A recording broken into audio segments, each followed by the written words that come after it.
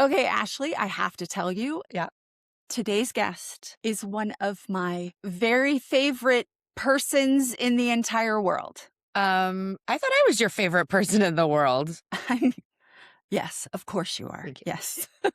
But trust me, you're going to love her combination of ethereal fairy with whip smart intelligence, and it's all wrapped up in this sort of quiet confidence. Plus, her book is an absolute wow. And it's about losing her husband, right? Yes, but it's more than that. It's a daily journal of a year and a day after he died in a really tragic Mm. car accident.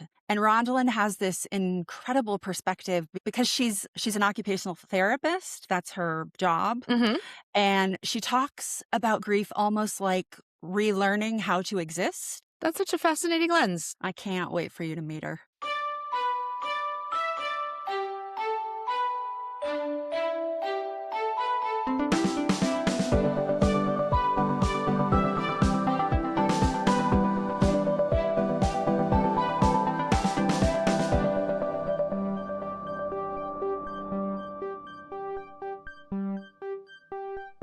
Welcome to Authors Aloud. Thank you. It's a real pleasure to be here. Thank you so much. I'm obnoxiously glad that you're here. She's very excited. I wouldn't say I am. obnoxiously so, but very excited. But I do want to dive right in because we've got a lot to cover. And I want to talk about the fact that your book doesn't feel polished over or emotionally distant, Mm. right? It it feels really lived in. So when did you realize in the course of dealing with grief, I need to start writing all of this down? When did that happen? Yeah, I wrote right away. I wrote right away, Wow. and I wrote every day for a year and a day as like, a habit, a ritual. I Yeah. didn't Mm. miss, if it was time to go to bed and I hadn't written yet, I wrote something down. Um, I wrote every day for a year and a day. It's very cool too, because your book is structured in those days, right? And Right, weeks. right. So it it it literally is here's this week and what happened and here's, it's pretty cool. It's not done in chapters like a normal book. Right. Yeah. Right. Well, it Yeah. wasn't a normal life, and so it makes sense it wouldn't be a normal book, although, I mean, it's Yeah. it's, ubiquitous, but not normal, right? Which is the whole Yeah. point of that Are you journey. a consistent journaler? I am a fairly consistent journaler since I was a little girl, Uh-huh. and then I go through periods where I don't write necessarily in a journal, but I feel um, very distraught if I don't have a pen available. So I'm known to Oh. write on napkins or scratch papers or if I have to, my hand. So I'm a consistent documenter of the things I hear in the world. Uh-huh. So I consider that journaling in its own form. That's fascinating. Rondalyn, you describe grief not just as an emotion, but almost as an occupation, something you suddenly have to learn how to do every single day. Can you talk a little bit about how your occupational therapy background shaped the way you understood your own grief? Yeah, that's a really important question. Thank you for that. The word occupation comes from occupy, which is to seize and take control over your time and your space. That's the root of that word. And Mm. so we, in our profession, we've been a profession for over 100 years, and we really understand that everything that happens to us, what brings meaning and purpose in our lives, is an occupation. So brushing your teeth is an occupation. We call it an Mm. activity, daily living. Flushing, flossing, those are like basic occupations, all the way up to occupations that are meaningful and purposeful and give your life extraordinary continuity, like being in the role of mother or being in the role of wife or being in the role of best friend or being in the role of writer or in my case being in the role of wife, which transitioned into the role of widow. And each Mm. of those roles have routines and habits and what's meaningful and purposeful and important. So they're sort of like nesting dolls, like the Russian nesting dolls. And so it made sense to me that I was now in this new role where everything had changed and nothing had changed. It's like, Stephen Wright's famous joke where he comes home to his apartment one night and, somebody broke in and stole everything and replaced it with exact duplicates. One of my favorite jokes. So that's what widowhood felt like to me. It's like, it looks like everything's the same, but absolutely nothing is Mm. changed because I changed. And so my relationships with everything I ate, my relationships with how I wash the dishes, my relationship with my friends and family, work, everything changed because those occupational connections changed. And the way I live my occupational life changed. Mm. So everything is an occupation, everything we do, the things that are meaningful and purposeful are especially important to restore or regenerate if a tragedy has happened, whether it's a stroke, heart attack, um, um, knee replacement surgery, um, a dislocation of the shoulder, everything changes, and we have to reoccupy our daily lives. And so that's the way Interesting. widowhood felt to me. Um, and the book is really about what did that look like? What did I find today? And how did I do that? And who helped me? And who didn't help me? Well, and that's interesting because you talk about when we think about loss and the hardest parts of loss, it's about the little things, and that's what you talk about, all of the little things, right? The tiny things. And I'm curious to know for you something specific that is just an ordinary moment that unexpectedly became the hardest part for you. Just an example of that that's in the book. I remember one day going to the refrigerator. Like I had a lot of trouble eating and figuring out what do I like to eat versus what did we like to eat. It sounds silly, but that was a really Mm. big deal. Mm-hmm. And I remember going No, to of the course. refrigerator and opening the cheese drawer of all things. And there was this brand new wheel of Gouda, smoked Gouda, that was Bill's. And we would have it together, but I don't love smoked Gouda. In fact, I don't even think I like it. But I liked it with Bill, because that was Mm-hmm. different. Anyway, so I remember holding this wheel of Gouda. They're not cheap wheels of cheese, right? Right. I'm Yeah. holding a wheel of Gouda, and I don't know how long I was there, but the sun went down. I'm like, "What do I do with a wheel of Gouda?" Wow. And I finally just threw it away and went to bed.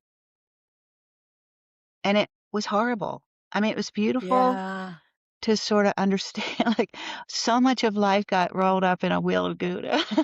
Yeah. So but there's 1,000 Yeah. things like that, you know, Yeah. uh, finding That's his so juggling fascinating. cubes in the drawer, what do I do with and, it was things like that that were Yeah. challenging over and over and over. Wow. That's intense. Yeah, and it's nothing, Yeah. right? If somebody walked by like, "Oh, she's holding a wheel of Gouda. What's her problem?" Right. Like, "It's not just Gouda." Right. Right. Right. Right. Right. It makes me think about those things in my life, those little things. You know what I mean? Those Mhm. little things that I would that if, God forbid something were to happen to my husband, it would be the same. It would be Mm-hmm. like, what am I going to do with this thing that Right, I only took an interest in because of him? You know what I right, mean? right. Yeah, that's interesting. Along those lines, we know there are a lot of books out there about grief and loss. What do you think makes yours different? Yeah, again, a really important question. I'm a voracious reader, and I dare to say I've read, if not all, almost all of those books. So hungry for anything to, shine a light on this experience that no one really talks well about. People Mm, talk around the edges of it, I think. I think what makes my book different is the thing that was missing in the world for me was what does today look like? Most of the books are Mm. written, after it's an after story, right? We figured it out, we got remarried, whatever. But my book is here's what today looks like. Here's what it looks like when you have to go and file the will and the person you're working with is a total crab. Like, mm, why? But that's Huh. what it looks like for a lot of people, as it turns out. And so, Mm. as I documented my experience, I've heard so many other, in my case, widows. I've heard from others that there's a lot of overlap to other loss experiences, but of course, I'm Mhm. writing from my experience. Um, Sure. and I've heard from so many who say, "Oh my god, that happened to me too, exactly like that," or Mm, "I couldn't believe how hard it was to get a death certificate, and no one told me how many you need." Well, you need 10. Right. I'm just saying you need Yep. 10, and so I wrote, "You need 10." And, all the people that ask for death certificates, like, why would you need a death certificate? That's painful. It's like another death certificate, stand signed and stamped, and to go and get something notarized because you have to go and get things notarized. Well, you also have to get things witnessed, and so this is all documented. And when I went to the UPS, who became my best friends, um, hmm. I go into the UPS and there's all these people that could use a haircut, people, right? Love these people in the world. And they by now know me. And anyway, so I go in and I say to the man, and I need to get this particular document witnessed. And I'm trying to not cry because this is still during early raw days. Again, everyone has to go through that in the early raw days. So anyway, I go to UPS and I say, and this one I need to get a witness. And the guy turns around and says, "Can I get a witness?" And I just burst into song, which was hysteria. I can get a witness. And then they all start singing. And so that's what it looks like instead of when we read a lot of the books that are out there, it looks like, you know, um, an organized, logical, Hmm. non-hysterical or ridiculous process because With Yeah. very little laughter right, or very very little little. moments That's right. of levity or, Right. yeah. Because we forget. And so I think what sets my book apart is I wrote while I wasn't forgetting. Mm. Hmm. And so the journey is, as Kristen said earlier, it is raw, which is good and bad. But it's a documentation of the moments of that journey. Mm. I'm thinking now about what you and I talked about. I believe it was yesterday. You just finished your audiobook with I us at did. my Audio Rocks. It literally is like wrapping up today. Right. And you talked about how listening to the audiobook was, I think you said it was like hearing the story for the first It time. was. Ugh. Can you tell us a little bit about that? Why it felt different, what your thinking is? Yeah. I think there's a few layers of it, but when I was living through year one of the great gifts of year one is that you're numb. And that means that we don't remember much. Year 2 is kind of a shitstorm, we'll talk about that another day, but year 1, you get the benefit of numbness. And Mhm. so, as I was writing the book, I was just in the moment. And then when I Mhm. turned around and worked with an editor, they were just editing pieces and I wasn't necessarily engaged in the actual story. And then reading it for the audiobook was, it was a task to do. I'm reading it and, Right. it was going into a different part of my brain. But when I Mhm. sat and listened to myself read it and heard that there's a few places in the book where my voice broke, I was Mm. surprised. Actually, those were not the places I would have predicted. Um, Ah. and I was able to hear this woman who's me living through this experience, which was both really horrible, but also really beautiful, like Mm. simultaneously. And I got to revisit those actual moments that many of which I wasn't present for. Mhm. Disassociation is your best buddy in a lot of times in your life.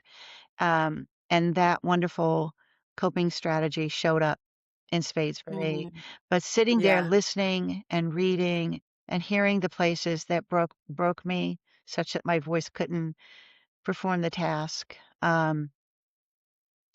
was really powerful. It was really truly Yeah. the first time I heard this story. I remember us having that conversation where when we were doing working on narration together, and you said, "Well, what do I do if I cry or get emotional?" And I was like, "As long as we can still understand the words, that's So powerful." powerful. Yeah. And now you understand, Yeah, right? You get it. right. Yeah.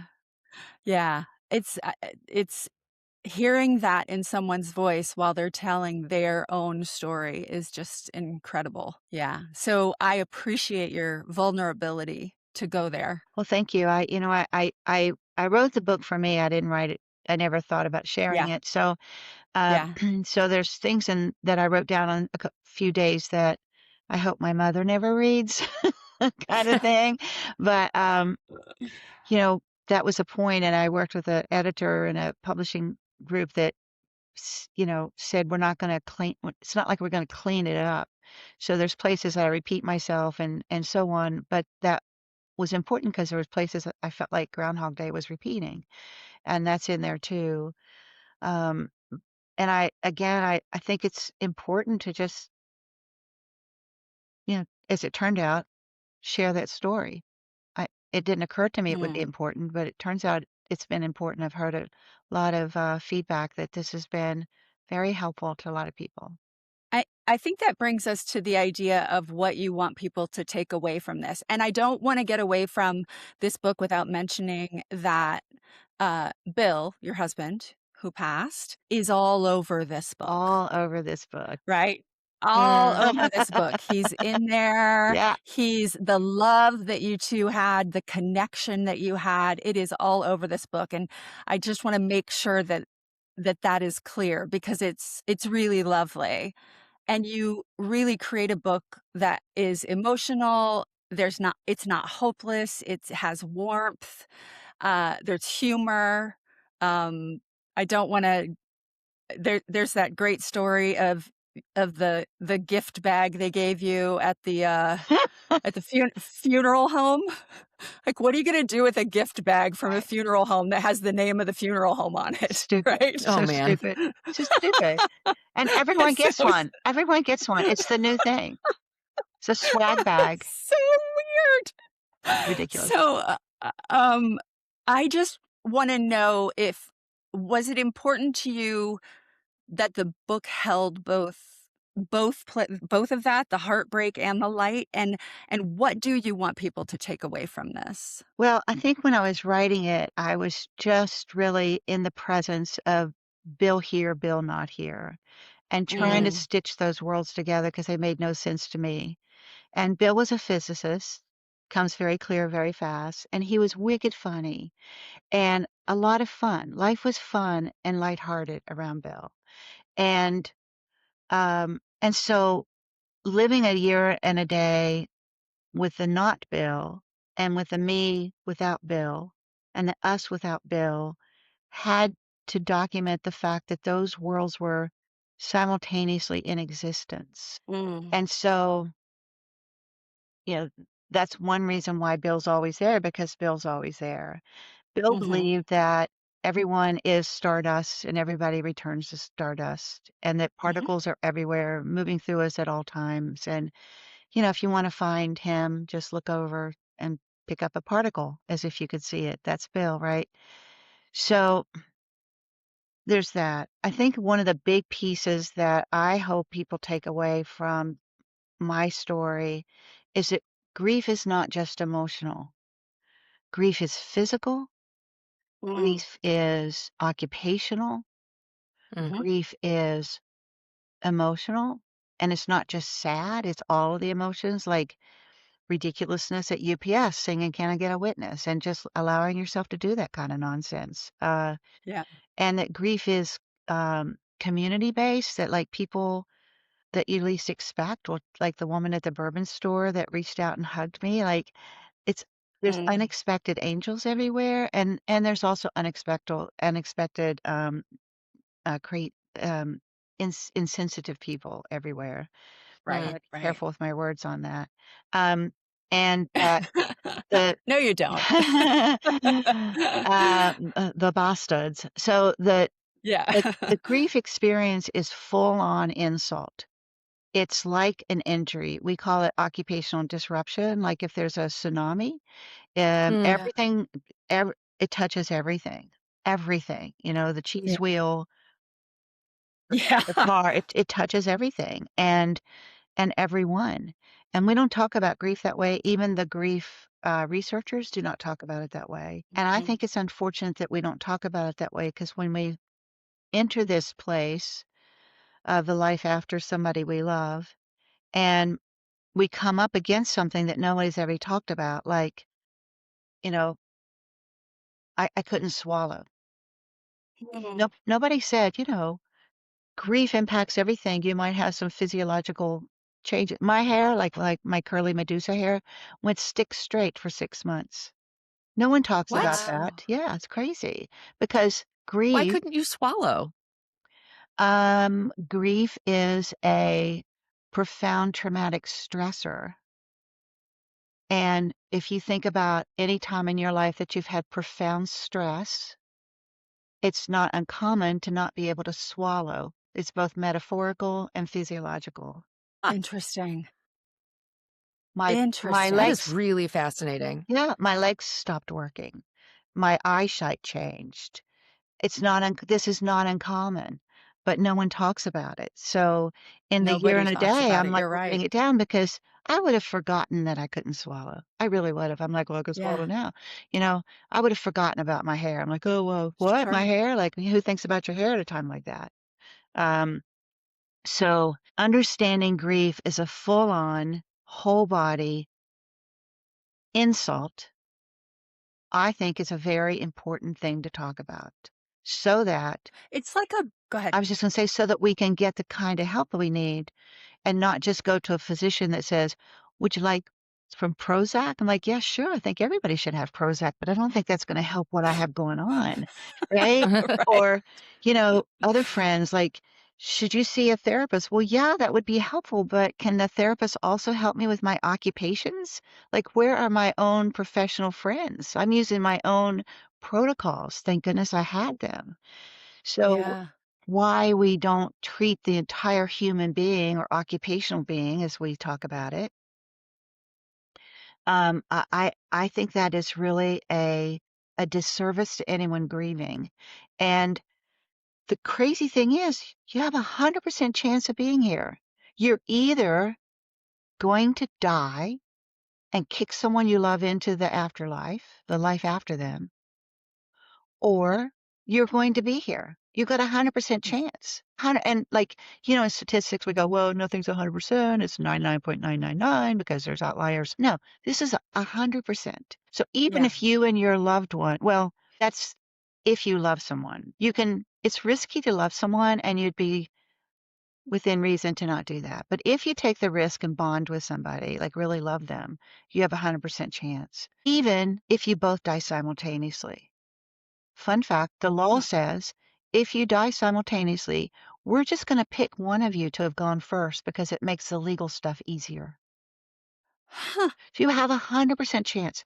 So if this is a 100% phenomena, why have we not done a better job talking about all the ways that it impacts our health, our well-being, shows up as uh, a health risk, a stressor, a traumatic stressor, and affects us the way traumatic stress will affect us. I don't know why we don't And talk about it that. sounds like your book is, if I may, going to validate so many Mm. people.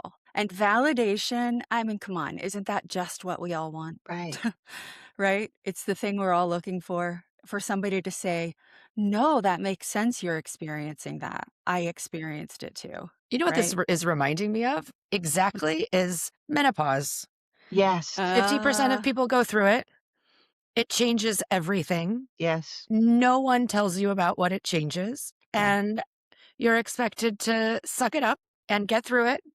which And is why I won't stop talking about it yeah, Yeah, I think we're because in I'm a real like, revolution on menopause, yeah, but I yeah. mean, it sounds like menopause, Rondalyn's going to bring grief birthing, right with it. and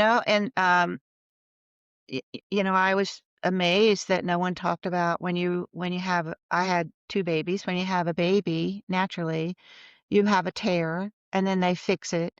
And the midwives and the doctors brag about how small the tears are of the people they birth the babies with. I'm like, well, okay. Having learned about that early, thank goodness, my midwife worked with me so I didn't have a tear. But I'm like, Mm, you know how many people would like to not have a tear? Like, that would be really right. like, that's really kind of like Yeah. a no fun thing to show up with. So No. I think there's a lot of things like that, and maybe in a different conversation, we could talk about how many of those fall on women, but Yep. putting that aside for a moment, being popped into this situation of profound loss and grief, I think people get stuck there sometimes in, prolonged grief disorder because no one has validated them. Yeah. And, Mm. the work of narrative medicine, which I'm a real, fan of, talks about in that patient provider encounter that you see the person, you hear the person, you think about where they are, when is their story happening, what else is going on, so that you can fully hear the story they're trying to convey and not take the story you have about it, like, oh, well, you're a widow, here's some Prozac. Not take the story you have about it and superimpose it, but really Mm. sit with the story they're trying to convey. And that's Ah, gutsy. It takes a lot of um, maybe more time, certainly a more, bit of ego death. yes, Let go of that ego. Mm. intention, and things show up. Like, one of the reasons I wrote in my journal is it was really clear to me early on that th I didn't know really anyone who could hear what I needed to say. Like, I Mhm. felt like I had to protect people from whatever gush I had going on in every moment, but the page could always hear it. So, that for me was The very page Ah. would important. always hear it. Wow, that's a Rondalyn, great sentence, Ashley. that is stunning. Rondalyn. It is, it's beautiful. It's almost like he got mad at her for a minute for saying, I do that. I do that legitimately. If somebody is so good at So something, eloquent. sometimes I heard I was listening to a narrator the other day and something they did was so good and I'm like, okay, that's so good it makes me mad. Why you have to travel with a pen because people say wonderful things all the And you got to time. write it You down. gotta write it Yeah. down or it's gone. Yeah. Yeah. Well, we do like to end on something a little lighter, a little balm for the soul. So we're going to rapid fire some questions at you, Rondalyn. Okay. Fire pit or cozy blanket inside? What's the question there? Which one would I choose? Yeah. Mhm. I would always reach for the third option. I would choose both. You can have a cozy blanket inside after the fire pit. There you go. And you Huh. can take a cozy blanket outside to the fire pit. And you can even have a fire inside. So I would choose both. Do you have ADHD? No. Um, bourbon or tea? Bourbon or tea? If you tell me bourbon in your tea, I'm shutting it down. No, I'm Well, kidding. um, as an occupational therapist, I would say it depends on the occupations that are in conflict. So, Yeah, I really like to have bourbon as a 5 o'clock treat, and I awesome. like to have tea otherwise. And if I've had too many days in a row with bourbon at 5 o'clock, I like to shift to tea. Okay, all right. So it's almost a 50-50 for you. No, bourbon's more often at 5 o'clock. Okay. Are you a morning writer or a midnight writer? I'm a morning writer. There are times that I have that witching hour at 3 o'clock and I get up and write, but mostly I'm a morning writer Awesome. with my So tea. what's Listen, it could be bourbon in the morning, I would not judge. Thank Zero you. judgment. What's one tiny thing right now that always brings you comfort? Every single time you get comfort from it. I love a good maple tree. Ah, I love that answer. That is a great answer. A maple tree. I feel that way about redwoods. Right. I Yeah, love we've me a talked good about maple that. tree. Yeah, I love a good maple tree. Yeah, I just think um, they have a lot of lessons for us, and I love that. yeah. I love that. I love that. Amazing. Rondalyn, you're amazing. We absolutely adore you. Thank you. Habits of Widows is available now and will be out as an audiobook very shortly. Rondalyn, we really appreciate you spending this time with us and for writing something that is just so honest and human is everything and validating. Let's add validating to that. Thank you. Great to meet you. Nice meeting you. And we want to thank Rondalyn for spending this time with us, joining us today, and for writing something that's so honest and human and, as we learned, validating. And thank you for listening to Authors Aloud. We'll see you next time.